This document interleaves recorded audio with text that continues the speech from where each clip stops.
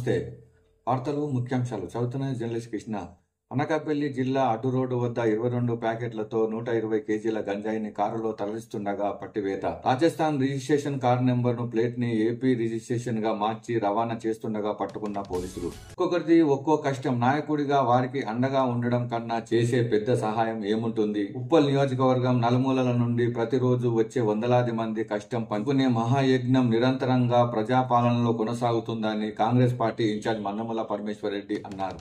Circle నందు నిన్న ఉదయం 10:30 పట్టణ వికలాంగుల సమాఖ్య ఆధ్వర్యంలో లూయిస్ బ్రెయిలీ పుట్టినరోజు కార్యక్రమం ఘనంగా నిర్వహించారు. ముఖ్య అతిథులకు సన్మానం చేసి సందర్భంగా కేక్ కట్ చేశారు. అనంతరం వికలాంగులకు చెవిటి మిషన్లు, హ్యాండ్ స్టిక్స్ ఇచ్చారు.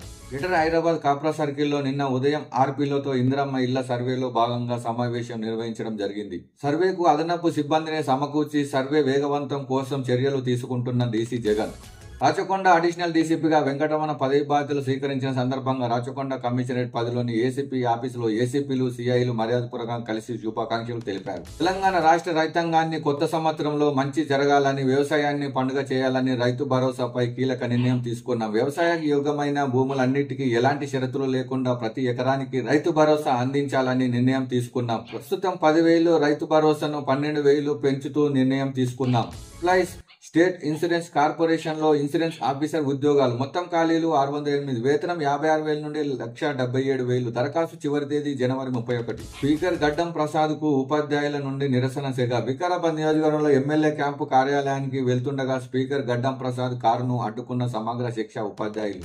తిరుపతిలో 10, 11, 12 తేదీల్లో దర్శించుకోవాలని అనుకోవద్దని బీఆర్ నాయుడు. వైకుంఠ ఏకాదశి టోకెన్లు జారీ చేస్తున్న కేంద్రాల్లో ఏర్పాట్లు వేగవంతం జరుగుతున్నాయని, ఏర్పాట్లపై ఎప్పటికప్పుడు సమీక్ష చేపడుతున్నామని వివరించారు. సామాన్య భక్తులకే పెద్దపీట వేస్తున్నామని స్పష్టం చేశారు. ఆస్ట్రేలియా, టీమిండియా మధ్య సిడ్నీలో జరుగుతున్న 5వ టెస్టు ఆసక్తికరంగా సాగుతుంది. విజయమే లక్ష్యంగా ఇరు జట్లు హోరాహోరీగా తలపడుతున్నాయి. తొలి ఇన్నింగ్స్ లో 185 పరుగులకు ఆల్అౌట్ అయిన భారత్ ప్రత్యర్థిని 181 పరుగులకు కట్టడి చేసింది.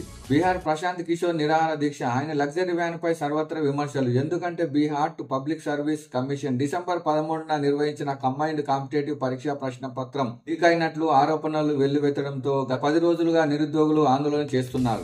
మేక్ ఇన్ ఇండియా చెప్పుకు సంబంధించి కేంద్ర ప్రభుత్వం చొరవతో ఇప్పుడు తెరపైకి వచ్చింది. గుజరాత్ తర్వాత ఇప్పుడు టాటా గ్రూప్ అస్సాంలో సెమీ కండక్టర్ ప్లాంట్ ను ప్రారంభించింది. వార్తలు ఇంతటితో సమాప్తం. Thank you.